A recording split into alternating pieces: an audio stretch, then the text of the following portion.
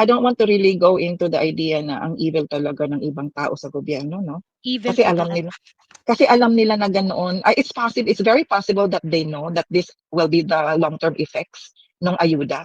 But they are gonna do it anyway because yun ang paraan na they can actually form the Filipino people into this kind of personality na madali naming hawakan, madali naming utuin, madali naming makontrol. Yan yung evil side ng ng politics at saka ng governance kung Yes. ganon ang iniisip ng politicians natin.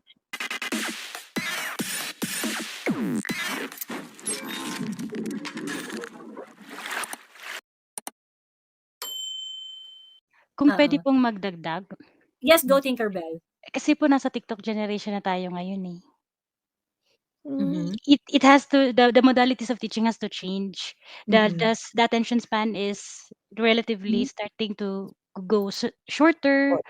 So parang yun yung nakikita ko sa nanay ko kasi in fairness sa mga co-teachers niya tsaka siya, halos tumambling na silang kakaturo. Halos tumambling na din silang kakadisiplina. But the modality of teaching that they are still using right now is still the 70s and the 60s approach. Blackboard and chalk pa rin. Hindi rin na send across yung tamang correct. ano. Yung mga batang tinuturuan nila ngayon, laking Peppa Pig, laking Miss Rachel na yun. So parang dina-downgrade mo sila pag nasa school sila. Biglang natuto ako kay Miss Rachel tsaka kay Peppa Pig. Pagpunta sa school, chok, tsaka Ako pag natuto kay Peppa Pig, delikado yun. mas magaling pa sa teacher mag-English ang mga bata. But Peppa Pig is teaching wrong values. Ay, oo nga. Sige, wag na lang Peppa Pig. Gawin natin Cocomelon. Ganon Si din. Peppa Pig, pinahinto yung ambulansya eh. Kasi magko-cross daw sila ng friends niya. pero yung pinapoint out Pinahinto yung ambulansya. Parang, stop! Ayan, tapos nag-cross sila ng mga kaibigan niya. Hala! Bakit yung mga anak mo pahintuin yung ambulansya? Wait lang, ambulance! We're going to cross the road! Nanonood ka pala ng mga ganun.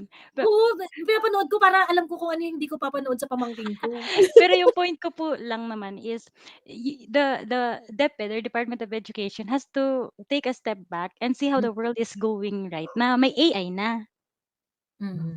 Actually, dapat correct. I can scan a copy of my test paper and have AI answer that for me. Tapos ganun pa rin ang ginagawa nila ngayon. Modalities of teaching, ways of assessment ng kumbaga natututo ba yung bata, it has to change because the world is changing. Yung meron ngang parang may senator yata or congressman na nag-comment na yung ibang bansa pinag-uusapan na paano, si Miss Has ata yun, sabi niya pinag-uusapan na how to integrate AI in education. Tapos tayo yung classroom backlogs natin sobrang lala pa. Ang root cause po talaga ng problema ng education tsaka ng bata tsaka yung criminality ng young adults or mga minor is really how the government has pestered the education system. Tsaka yung kino-consume din ng mga nanay natin before na mga movies na pinakalat ng mainstream media na alam naman nating alaga ng mga early dads na ang tanging paraan para kayo ay yumaman ay sumali sa Big Brother at maging big winner. Ang tanging paraan para yumaman, makapag-asawa ng mayaman, walang education, walang nag-highlight na si Miriam rose above from poverty because of education, but instead mainstream media highlighted Miriam as a bewildered, naluloka na babae just because she was not a yellow. True. Ayan. Anyway, ang tawag dito, bigyan na natin yung, teka, si Jake yata meron pang gustong sabihin to eh. Jake, meron ka pang gustong idagdag? Hi, Jake. Wala naman, Miss Joey, nakikinig lang ako. Okay, sige. Jake, ibigay ko muna kay ano ba yan, ha? Okay lang po. Sige, baba na rin. Okay, sige. Hello, ano ba yan? Hi, Miss Joey. Narinig niyo po ako. I-test po. Ano pa po? Test pa po kayo. Sige po. Naririnig ka po pero parang hindi masyadong malinaw. Medyo maingay po yung background nyo. Ay, ganun po. Eto po. Kasi nung umakyat ako last time, wala akong sound eh. Okay. May sound ka naman, kaso nga lang parang yung sound parang malayo dun sa microphone. Ay, okay. Oo. Wait lang. Add ko lang po kasi, pero kung naririnig naman po ako, hindi po ako masyadong magtatagal. Tungkol lang po sa education.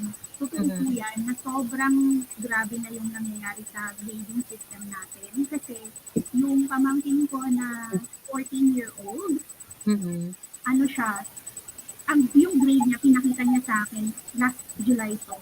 Sabi niya, tita, tignan mo yung grade ko, 98, 97, ganyan. Sabi ko, oh my, wow, grabe, ang galing mo sa school, nag-excel ka.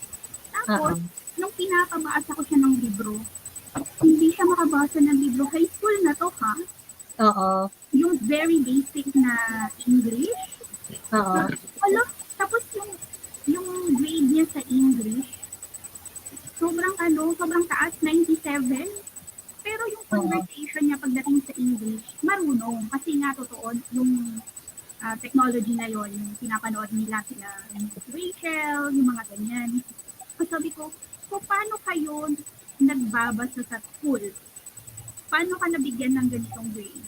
Kapag may exam kayo, kailangan mong basahin yung exam. Pipili ka ng sagot kung multiple choices ba yan. Paano mo naiintindihan kung hindi mo nababasa ng maayos, kung hindi mo naiintindihan? Hindi niya ako masagot. Sabi niya, pinapabasa ko po sa teacher. Ganyan. Kaya ang hirap ngayon ng mga education sa bata. Tapos, it all boils down to daming Ang problema ano ba yan, yung ganong klaseng mediocrity, nire-reward pa natin. Nire-reward pa ng system. No?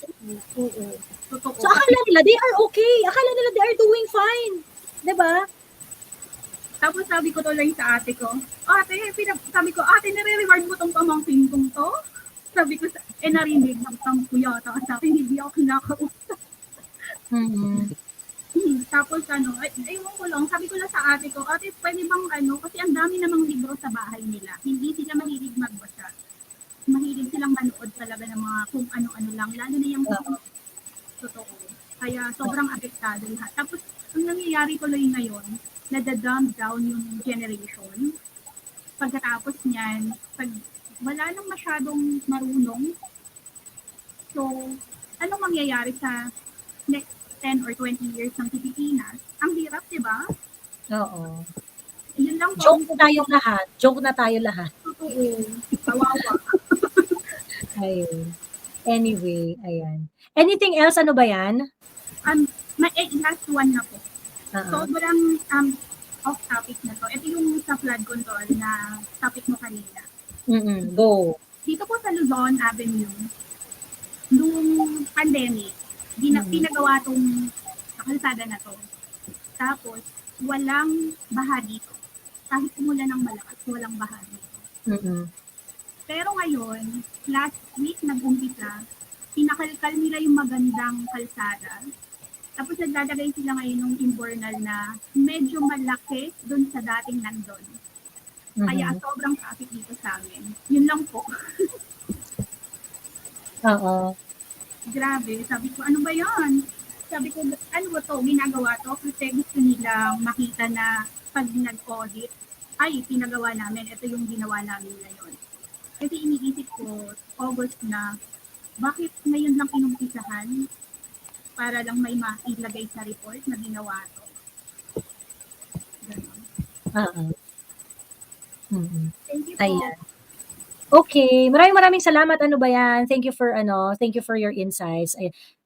Dito punta na tayo kay kay Ma'am Cecilia. Hello, Ma'am Cecilia. Ay, teka, sorry, si Ate Gail pa pala. Hi, Ate Gail. Wait. Hi. Hello. Can you hear me, Joy? Yes. Okay. I just got home just in time so I can charge my phone. Two things. Parents. Pinakamalaking problema ata parents eh. We've been talking about this with my teacher, co-teacher before. By the way, although I'm a teacher at New York, but it gives me two viewpoints, New York and the Philippines. And then I came home. Wait a minute, wait.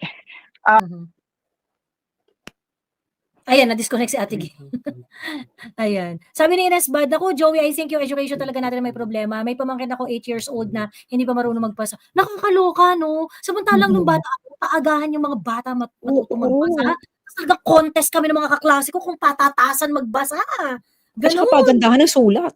Pagandahan ng sulat. Tapos yung mga tipong pagka kunwari parang 6 years old ka pa lang pero marunong ka na ng cursive writing na, di ba? Parang bidang-bida ka. Bidang-bida ka na. Ganyan yung mga Correct. ganon. Oo. Tapos ngayon, grabe no. Tapos ngayon, hirap na hirap magbasa yung mga I do not know. Maybe it's in the environment din ng na kinakalakihan ng mga bata. But anyway, hello Ma'am Cecilia. Hello, Ma'am Cecilia.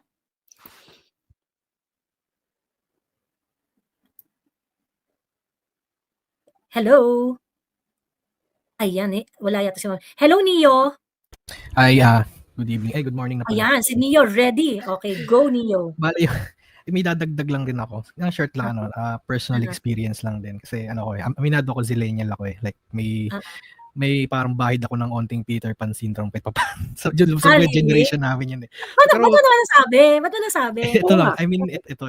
Like, parang, di syempre, ako kasi, kumbaga lumaki ako nung growing up kasi iba-iba kasi yung mga pinasukan kong schools. So, yun. Pero, doon pa kasi ako dun sa, yung era kasi namin parang nasa gitna ng Gen Z tsaka Gen X eh. So parang alam mo yung 1999, 1997, kumbaga parang in the middle of both worlds pa yung namin eh, Okay. yung sa amin. Mm-mm. Pero yung kumbaga before di naman kasi masyadong like So hindi ngayon, naman- ano ka na, mga nasa 26 approaching 30, Ayan. okay, oo. So kumbaga parang yun nga agree ako dun kasi may karamihan nga ng mga generations nga medyo living in a bubble. So kumbaga meron silang parang Peter Pan syndrome. Agree ako doon sa sinabi ni Sas. And ako naman, somehow, dumaan din ako sa ganung parang phase. Pero ako naman kasi phase lang. So, baga parang, sila kasi, yun nga, hindi pa sila nakaka-break out sa ganung parang phase nila eh. So, ako kasi parang naka-ano na ako eh, naka-move on na ako doon sa phase ko na yun. So, yun nga, it was like after college. And then, I got my first job. Siguro mga around 19 ako. And then, yun nga, that's syempre at first time talaga medyo reality check ka. may mahirap mag-adjust. So kumbaga Oo. may onting hindi siya like smooth sailing kumbaga may. Talagang Na reality check ka nung nagtrabaho ka. Tumambay ako like after graduation ko. Tumambay ako like for around 9 or 10 months. Wala talaga akong ganap nun. Nag-take lang ako ng break and then kumbaga took some training off kumbaga, and then pumasok ako sa isang company, first job ko. And then una kong pasok doon night shift agad. So kumbaga patayan talaga agad yung schedule. So yun nga, medyo nung una nahirapan akong mag-adjust nung una. So kumbaga parang pero inano ko rin talagang tinake-in ko rin. Pero parang 1 month into that job, napag-initan ako ng supervisor. Kumbaga parang hindi naman napagbuntunan lang ako. Kumbaga kasi may something happened doon sa department niya and then nagkaroon rin ng incident doon sa department ko. So kumbaga parang ako yung napagbuntunan niya. So ako yung unceremoniously tinanggal niya. Kumbaga parang illegal termination yung ginawa niya sa akin that time. So kumbaga parang doon talaga ako like na-hit. Doon na napop yung bubble ko na it's not like parang harsh pala ng mundo. Yeah, parang yun yung doon ko na-realize na parang people will not please you. Parang alam mo yun, you have to take it kahit gaano ka pangit yung sitwasyon, kailangan mo siyang lunukin. Alam mo yung ganoon yung kahit hindi mo siya kasalanan, kahit alam mo naman sa sarili mo, alam naman ng lahat na tama ka naman, wala kang ginawang mali. Pero that's what happened. People can be really cruel, 'di ba? Yeah. So, yun ang problema eh. Kumbaga, hindi pa nare-reality check yung karamihan sa mga sa mga generation yun. But ang problema kasi, the more na hindi sila nare-reality check ng maaga, the more na mas malaki yung kumbaga mas malaki impact, parang nagiging freight. The more na magiging vulnerable sila. Oo, and kumbaga habang tumatanda sila, mas nagiging malaki yung epekto nun. Parang imbis na parang little pop of a needle lang effect sa kanila. At somehow, pag late na nila na pop yun, hindi na yun parang simpleng pop lang. It's like a freight train na dumarating sa kanila. Parang fatal ganun. Fatal na yung... Oo, fatal na yung effect. Oo. So parang kaya yung mga kaibigan ko na medyo younger sa akin, like yung mga nasa college pa lang. And na second job na ako. Kumbaga parang kinikwento ko sa kanila na ito sa trabaho hindi ganyan kagaya dito sa school. Sinishare ko talaga like parang pag dito sa amin share some wisdom. Parang gina-guide ko na sila. Parang sinasabi ko na parang unti-unti ko na pinapop yung reality nila. Ina-unravel ko na yung reality, yung talagang harsh truth ng pagiging adulting in 2025 na ito talaga yung nangyayari ngayon. Kumbaga, we have to deal with this kahit anong mangyari, wala tayong choice. Parang yun yung yun yung nasi-share ko dun sa mga Oo. younger people around me. Kaya yun. Yun yung Which reminds me, Neo, dahil doon sa sinabi mo, naalala ko to na, kaya ko inuulit-ulit. Ako ang bias ko talaga sa totoo lang, ay sports. At yung mga competitive na kinembot.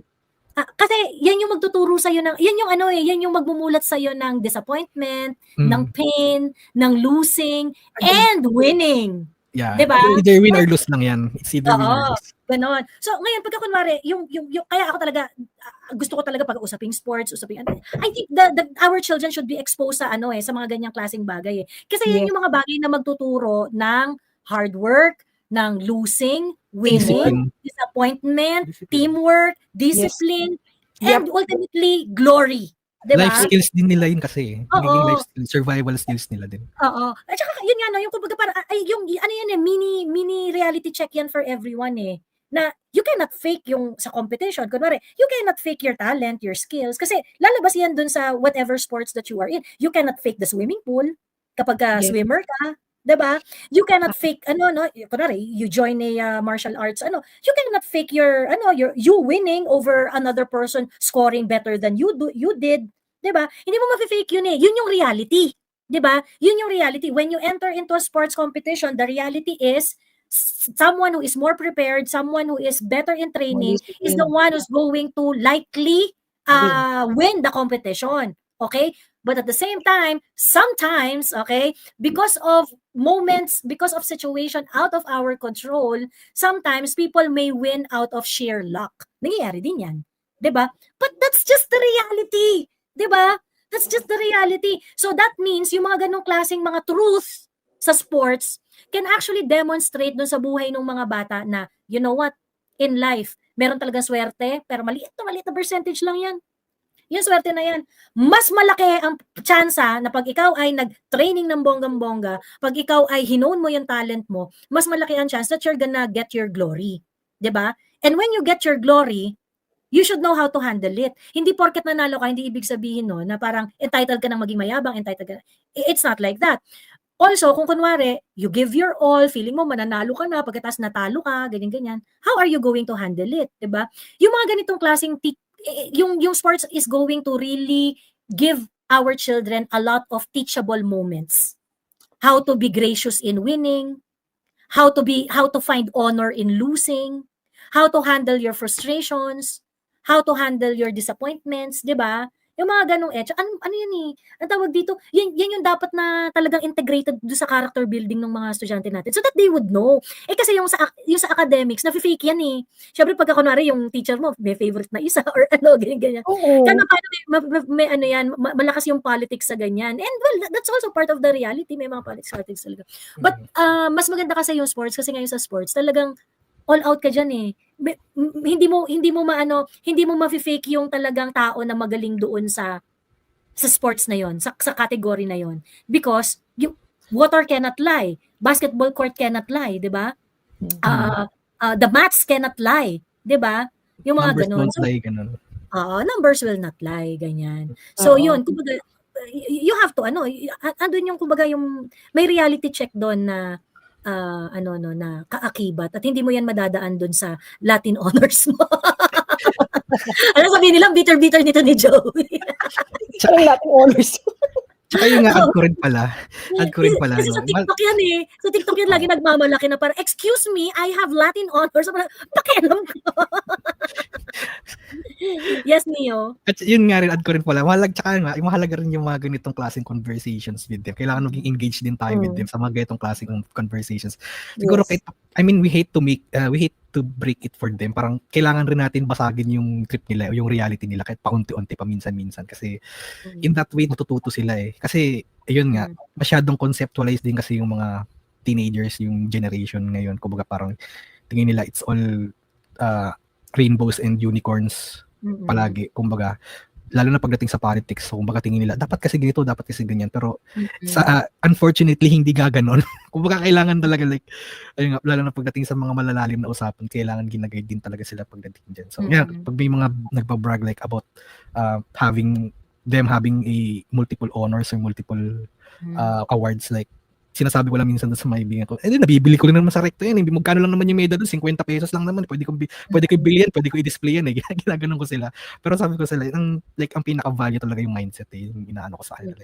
Sinishare ko. Hindi po pwede na parang laging ganun yung tingin mo. Kailangan lagi kang ready mag-adjust or lagi kang mag-ready mag-adapt kasi lalo na ngayon sa fast-paced changing ng world. Pag hindi ka talaga nakasabay or hindi ka pa naka-adapt, mahirapan ka talaga. So, yun lang talaga. Sabi ni Darkness, Ma'am Joey, paano may inspire mag-sports? Yung palarong pambansa, gold medalist, shoulder lahat ng gastos, tapos yung award 3K pesos. Actually, kaya nga may problema talaga tayo sa lipunan natin eh. Kasi yung mga bagay na nire-reward, hindi nire-reward. Pagkatapos, magstay ka lang sa kanal, mag-addict ka pa doon. May 80K ka. Diba? We are in deep shit talaga. We are in deep shit. Ayan, mag-imburnal na lang. Ayan. Diba? Okay. Anyway, Neo, may gusto ko pang i-point. Ibigay natin yung floor kay Okay na po. Miguel. Okay na po. Ayun lang. Thank you. Thank you, Neo. Thank you for your insights. Maraming salamat sa pag-share. Ate Gel, go. 2 things ka mo, sabi mo kanina, bago ka naputol. Yeah. Sorry about it. Trying to multitask. Anyway, as a parent kasi nakita ko din na joke namin ito. Can you hear me, Joey? Yes. Yeah, joke namin ito before na yung parents, bago magiging parent, dapat may training at certification. Kasi we cannot give what we don't have. Maraming parents kasi na maraming issues na unresolved. Diretso na ako doon sa sinabi ni Pinay in Norway yata. Ano ba to? Sweden. Sorry, ang daming Norway, may Finland, anyway. Na protective masyado yung mga parents. Sa amin tinawag namin yung either lawnmower or helicopter parents. They want to pave the way for their kids to have an easy life. So lahat pinoprovide na lang para hindi mahihirapan ang mga bata. Bakit ginagawa to ng parents? Kasi sinasabi commonly ayaw naming maranasan or ma-experience ng mga anak namin yung mga hirap na napagdaanan namin noon, di ba? Common yan na naririnig natin yan. Kaya lang may ibang mga kahirapan noon that actually build our personality and our resilience. At saka yung point of view natin na not all things that are worthy has to be gotten easier. Mas worthwhile yung pinaghirapan mo talaga. So anyway, yung mga ganon, unless ma-correct natin ang parenting style na yan, we will see a lot of this generation growing up entitled. Kasi sabi na ng parent na hindi mo naman dapat paghirapan to, ganyan. So yan din, nagtitrickle down sa educational system natin. Ang daming teachers na matatakot na to give the real grades. Or ayaw kong tawagin grades Parang yan, parang points yan to indicators of learning. Parang ganon. Kaya ang nagustuhan ko dito sa educational system ng US hindi na sila nagbibigay ng percentage grade. Nagbibigay lang ng 1, 2, 3, 4. Yun lang. Based on rubrics. So maraming parents din dito na kasi nagsa-start kami ng September. November yung first grading period, for example. We will give 1. So that's 1 out of 4. Marami ng parents na nagreklamo. Tapos sabi namin, di ba yung rubric is 3 is on grade level. 4 is beyond grade level. Kung November pa lang at saka grade 4 yung anak mo, yung level niya by November, hindi pa yan grade level. Marami pa dyan, grade 2 pa ang reading level, for example. Or grade 3 pa lang. So definitely, hindi yan siya magiging 3. It's either 2 or 1. So mas madali siya ma-explain. Anyway, so marami dyan sa Pilipinas, mga teachers matatakot na magbibigay ng ganyan. Na mga feedback. So kasi yung mga parents sabi di ba, ganyan. Hindi yan deserve ng anak ko kasi nakikita. Are you really sure that they are studying? Behind their door sa room nila. Yan yung isa kong apo mas matagal pa yung group chat kaysa homework. Sinasabihan ko na, teka, 9 o'clock na, hindi ka pa tapos ng group chat. Don't worry, Mama Bell. Yes, they call me Mama Bell. Don't worry, Mama Bell. Kasi meron naman akong Gemini. Sabi ko, ano yung Gemini? Sa Google pala yun, may AI. AI, oo. Oo, so ginagana lang, what is the measure of angle A, angle B? Yun lang, nagbibigay na ng answers. Tapos sabi niya sa akin, you see how smart I am, Mama Bell? Sabi ko, smart ba yun? Yung cellphone mo ang smart. So anyway, yan yung realities na hindi alam ng ibang parents.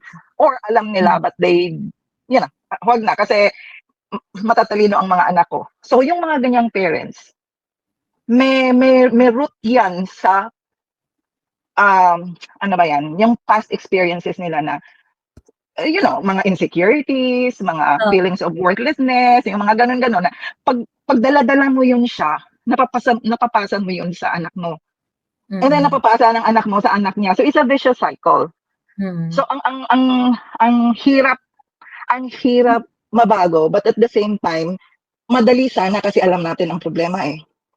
Ang problema ang pag-implement ng solutions. At saka yung kasi I was also involved with admissions noon sa isang private schools. It's a private school. I don't know, sana nabago na, but yung teacher education na criteria masyadong mababa compared sa mga engineering, nursing, yung mga ganun. Tapos saka meron din yung culture natin na kung matalino ka, mag-engineer ka, mag-doctor ka, mag-lawyer ka, anak. Ikaw, masyado, average lang, so-so. Mag-teacher ka na lang, anak. I mean, that was the reality when I was still in the admissions process sa isang private school. Sana nabago na. And then, ang hirap noon, yung promotion. 'Di ba? Yung anong grado ang ibibigay mo. Whether we like it or not, there are a lot of teachers who graduate from, there are a lot of students who graduate or finish education and they don't even know grammar. Pasang-awa na lang kasi maawa tayo sa teachers. Okay lang naman siguro yun kasi meron namang mga teacher trainings, no? Kaya lang, ang daming teacher training sa DepEd at saka sa CHED. Ang nakita kong isang possible reason why hindi na-i-implement yung ang ganda-ganda madaming mga career educators natin na nagpupunta pa sa ibang bansa di ba? Marami tayong mga exchange scholars or yung mga J1 visas for example, they have to go back to the Philippines. Ang dami nilang natutunan, ang problem is ang implementation sa own school nila.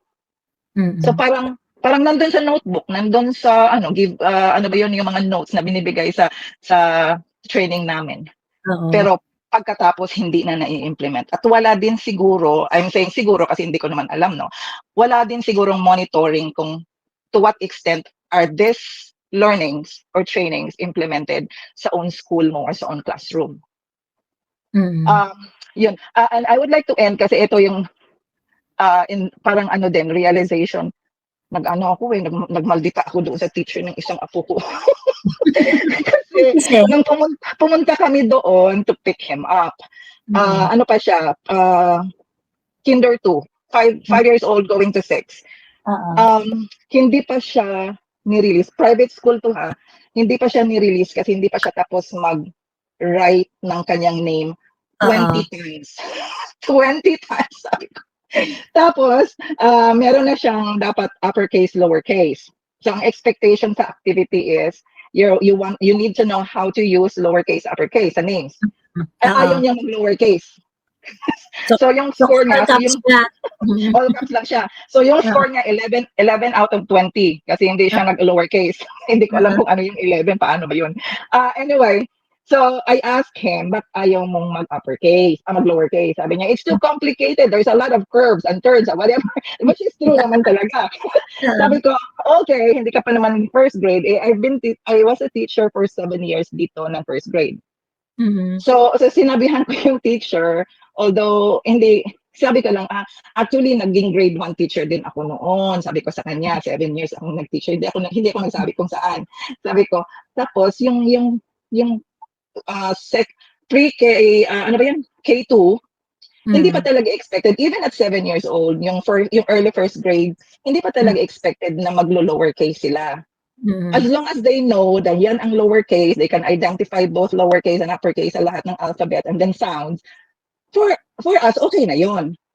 Eh, sabi ng teacher, kasi ma'am, ano kami high standard kami, advanced ang mga standards namin. Ay sabi ko, okay, sige. Pero sana ano na lang, bibigyan na lang namin siya ng extra work sa bahay na maglo-lowercase siya.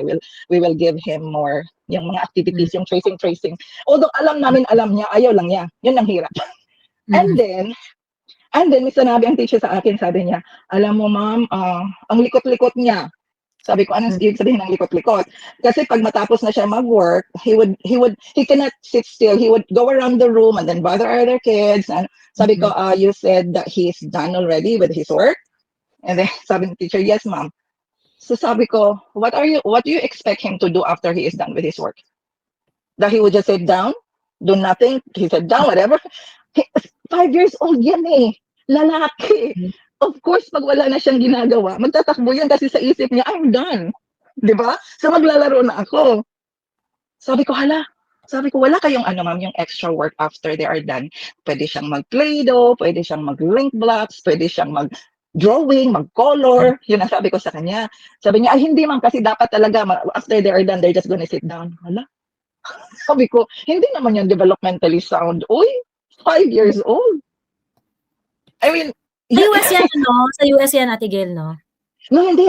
Sa Pilipinas. Sa Pilipinas, Sa okay. Pilipinas yan siya. Kasi, kaya nga nasabi ko na wala kayong extra after work is done activities. Oo, sa Pilipinas, hindi mo Before? pa ma-expect yan. Kasi, oo. Ang worst pa nun, Joey, the second time, wala na ako, nakauwi na ako dito, parang meron siyang corporal punishment na ginawa sa apo ko. Talagang, sabi ng anak, buti na lang ang anak ko mabait, pero sabi ko, I would have to write the principal in a way na magtatanong lang ako kung ano ba ang pwedeng activities na mabibigay sa mga bata sa school, sa classroom after they are done. Pwede, sabi ko sa anak ko, i-donate ko tong mga link blocks ko, tsaka mga Play-Doh ko dito, tsaka mga coloring pens. Sabi ko, kasi I don't think they don't know that, Joey. Sa teacher training, as a teacher education, developmental psychology, nandyan yan eh. At saka classroom management yan eh. But hindi maisip. Diba? I mean, naisip siguro, pero bakit hindi ma-implement? So sabi ko sa anak ko, baka naman kasi walang budget for extra work activities. Sabi ko, pwede din yun. Pero private school, Joey, laki-laki ng tuition. Sorry ha. Sabi ko nga sa anak ko, private school siya. Private school. Can you imagine anong nangyayari sa public schools? Diba, no? Worse. Sa public school, you are on your own. It's a jungle out there. Kaya nga, kawawa din ang mga teachers, no? Ay, Diyos ko. Ako, public school educated ako eh, from elementary to college. So, ako din, Joey, but it was a different lifetime. Iba yun kasi, di ba? Nagpapatintero pa ako noon after school. Bumubunot ng mga damo bago makapasok sa room. Kailangan may damo na nabunot. Kaya nga, malaki din yung sabi na sinabi before that part of IQ now, EQ, IQ, yung mga assessment ng learning is for children to be able to deal with the environment which is changing. At saka yung teacher mismo din. Ang hirap. Kasi para sa akin, naabot ko na nga yung learning curve eh. Ayoko na malalaman yung mga AI na ganyan. But we have to, at least. So yun, ano ba, ang laki ng problema ng educational system natin talaga. But again, I'm just hopeful na with the right Deputy Secretary at saka yung government programs and supports talaga for the education. Pero nakakasad, hindi naman priority ng education ngayon ng government eh. Priority nila yung maninira ng mga taong ayaw sa kanila. Kaya nga sabi ko nga na-post ko doon naka-comment ako doon sa isa-isang post na sana kasali sa SONA ni BBM yung ilang tao na ba at kung sino at bakit pinipersecute nila yung mga tao. Yun, malaking achievement nila yung dami. Kaya yun, so sharing, parang gano'n na rin. At saka yung kung sana kung may nagbabalak dyan na mag-asawa at saka mag-anak, pa-therapy muna para makita natin ano ba yung bad na outlook sa buhay or behavior behavior traits namin na pwedeng mapasa namin sa anak namin na hindi maganda. Mm. Pa-therapy muna tayo, babe. Babe, instead na prenuptial, paano muna tayo? Kasi mahirap eh. You are creating a generation na would be affected by our weaknesses, by our pains, pag hindi na re-resolve. Or Mm. Ate Kay, Ay, nako. Ate Yeah. Kay, Yes, Teacher Bell. pwede po Mm. ba yun, instead of mag-issue ng mga ayuda yung government, mas matipid po ata if they just hire one social worker and one nurse in each barangay. In Sana. order Alam, kaya Para nga sa sabi ko, parang sa sig Tigor Bell. in each barangay, I would For even go, nurse for each barangay for Kasi po, ang nakikita ko po talaga na root cause ng problem natin ngayon, looking at how we age, yung mga bata nag-age is, we have already forgotten to strengthen the family as the basic unit of society. Tama po si Ate Gail. Ang reason, ang adults, we react or we decide based on our traumas when we were kids. So, yeah. and I would give like an example. Ako po, my mom is a young age pa sila naging ulila. No one in the community has the parang responsibility to take care of orphaned kids. So, they've basically tended for themselves. So, imagine niyo kung paano yung developmental growth ng bata na nabubuhay at nagsusurvive on a day-to-day basis on their own. Walang Yeah. parents na nag-guide, walang nagbabantay kung ano yung nararamdaman nila kapag may sakit sila, ano kakainin nila mamaya, paano sila mag-aaral, sino nagtuturo ng assignments gabi-gabi. Wala pong ganun na mechanism ang gobyerno ngayon sa mga pamilyang ganun. But if we have one social worker per barangay, they can focus on families that are problematic. And nurse, each barangay can actually attend to families that are sick or maybe may mga medical Pero hindi questions. realistic yun eh, yung kada barangay meron. Pero naging realistic Pwedeng po yung ayuda. Pwedeng Hindi lang yung ayuda, pera lang yung ayuda eh. Political kasi yung ayuda eh. Nurse yan at saka social worker, papasweldoin mo yan. For Pwede sa Joey, Not in a third sorry, world country like Philippines anyway. Not on a third Yeah, world country. like Philippines. First world, baka yes. pwedeng, Third yeah, world. pwedeng ma-realize yan sa school. At least merong isang social worker sa school. Pwede Oo, rin. kasi, at saka, kaya nga sabi ko, bottom line is, ano ba ang priority ng government? Hindi nila nakita kasi yung education actually. And by the way, na-realize ko lang na hindi naman siguro nila gusto mag-improve ang lives ng people, ng Filipinos, kasi ayaw nilang maging matalino tayo. So they can continue giving us ayuda at saka sasabihin natin, oh yan, the government is really working for us. Yung ganon, yung ayaw nila, ano ba yan, Joey, liberalization? Ano yan, di ba, global? Ay, meron pang mas malaking evil, na talagang nag-aano sa atin. But again, yun, nakita ko yung sa family kasi mahirap eh pag walang resolution, kasi at least kahit masakit pa until ngayon, saka mamatay tayo, masasaktan pa rin tayo sa mga past experiences natin, but at least we are able to compartmentalize na iba yung experience natin, iba yung sa anak. Mahirap yan siya ma-achieve, but ang sabi ko nga, matalino tayo as a Filipino, as a nation, alam natin ang dami nating nakukuhang models sa iba't ibang countries, but ang problema natin sa implementation. Ewan ko kung character per Filipino personality ba yan, kasi ang dami nating magagandang mga laws, hindi naman nai-implement, walang monitoring, on-off. Yes. Monitoring Diba? and evaluation din po. Walang follow-through.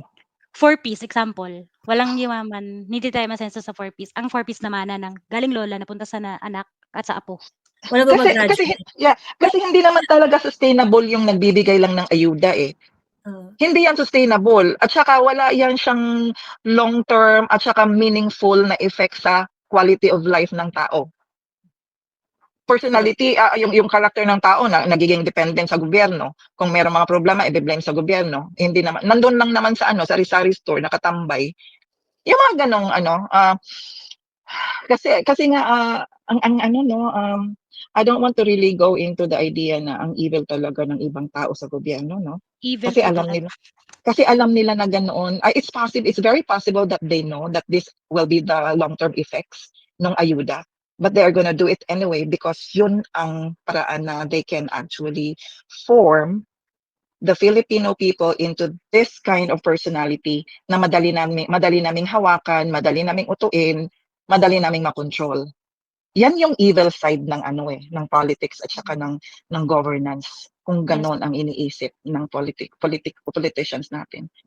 We've Anyway, already spent billions if not trillions. yun talaga yung given. Yun talaga yung problema. There is Mm-mm. really a huge problem sa system, and it translates into bad education system, bad government services. Yun talaga Mm-mm. siya. Yun talaga siya. And I think well, kanya-kanya tayo ng pag-cope up. Well, at this point, what we can do is really to inform everyone na ito yung problem natin, ito yung kinakaharap natin na problema. So how are we going to really Yeah. solve it? The budget deliberation is coming up soon for 2026, and yeah, they're still going to fund the same the same shit pagdating ng Yeah. 2026. Curriculum same pa rin, same system, same wala naman nag-iisip ng innovation hindi naman Mm-mm. 'di ba, parang wala naman nag-iisip ng innovation. May nag-mention kanina na at this point dapat nga iniisip natin dun sa education system natin is our education system should now be reviewed in order to integrate yung AI. And to be ang tawag dito, sa totoo lang parang sino lang yung mga politician who are taking notice doon sa ng AI na yan. Yeah, but yeah, Joey, it also has to start. Yeah, I'm sorry. It also has to include and start with the teachers and parents. Yung adults na lang muna ang uunahin na kung ano yung AI. General information lang ng ganun sa parents. Tapos yung teachers, paano? Bago, yun, kailangan ng training kasi mas marami ding teachers na pareha kagaya ko nagle-learning curve. Yeah. I don't know how they're going to do it. It's the problem of Yeah, I the know. policymakers. Bahala na sila dyan. Bahala sila kung paano. But it is something that they cannot disregard. Parang, trabaho nyo na yan, Agree. di ba? Kailangan nyo ng yan. Kailangan nyo ng, well, in this case, si Sani Angara yun, di ba? Parang wala Yeah. Isipan nyo na yan, di ba? Diyos ko, pag-isipan nyo na yan. Instead lang kalkal kung ano yung mga pwedeng ibato kay Sara nung nung DepEd secretary pa siya, Diyos mio. Kaya nga sabi ko, kailangan isali sa SONA yung ilang tao ba yung nape-persecute nila at saka nabe-blame nila. And lastly, Joey, ito lang last ang point ko kasi as a social media participator, yung participant, yung mga comments ko usually, ang goal ko is to make the issues personal sa mga tao kasi maraming nag-aano na kayo lang naman yan kasi kayo bumuboto diyan kasi ganyan. Sasabihin ko talaga, sige siya, tama ka, pero paglulubog ang bansa, malulunod ka rin kasama namin. Kasi parang ang naisip nila, nakita nila parang kayo lang yan. Kung ano parang ganon kasi parang kayo lang yan ang kasi kayo naman ang bumuto diyan, kayo ang mga hindi nila nakikita kung ano yung kahit anong mangyayaring wrongdoing or mistakes ng government. Kung babagsak ang Pilipinas, babagsak tayong lahat kasi hoda, yellow, pink, red, whatever color ka. Yun ang usually hindi nila naisip. So, usually yun ang banat ko sa kanila. Anyway, whatever, kami tirahin mo, pero pag lulubog tayo, kasama ka din. Marunong ako lumangoy, how about you? Hindi kita sasagipin. Yung ganon. Oo. Yan lang, Joey. Salamat again sa time. Okay, maraming salamat po.